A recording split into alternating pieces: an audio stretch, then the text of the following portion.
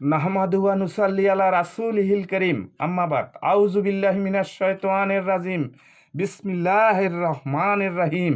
সকল প্রশংসা সেই মহান আল্লাহ তাআলার জন্য, যিনি সমস্ত পৃথিবী সৃষ্টি করে ভালোবেসে আমাদেরকে সুন্দরভাবে পরিচালনা করিতেছেন। জাল সনদধারী ৬০,০০০ শিক্ষকের বেতন ভাতা বন্ধ করে দেওয়া হোক।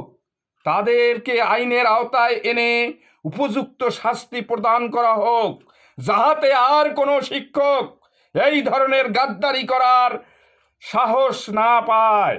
ডক্টর ইউনূস স্যার $৭০০ কোটি সহায়তা নিয়ে এসেছেন। তার উপর আল্লাহর রহমত নাজিল হোক। তিনি যেন তার দাড়ি রাখেন। ১৯৮ জন বিশ্বনেতা ডক্টর ইউনূস স্যারকে স্বীকৃতি দিয়েছেন। তার মাধ্যমে বোঝা যায় যে তিনি একজন মহান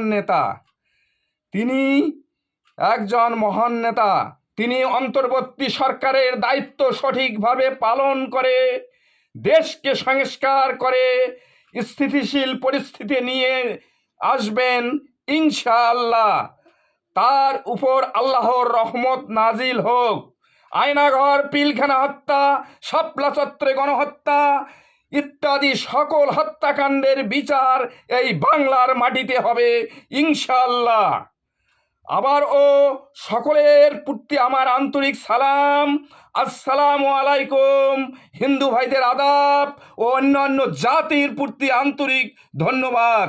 সবাইকে আবারও শুভেচ্ছা জানিয়ে আমি আমার বক্তব্য শেষ করছি। আমার আইডিটি চেক করে আমার ইটারের টাকাগুলি দেওয়ার জন্য সরকারকে বিশেষভাবে অনুরোধ জানাচ্ছি। বিশ্ববাসী ও বাংলাদেশিদের কাছে আমার আবেদন, আপনারা আন্তরিকভাবে দোয়া করবেন যেন আল্লাহ পাক আমার নেক নিয়াত পূর্ণ করেন।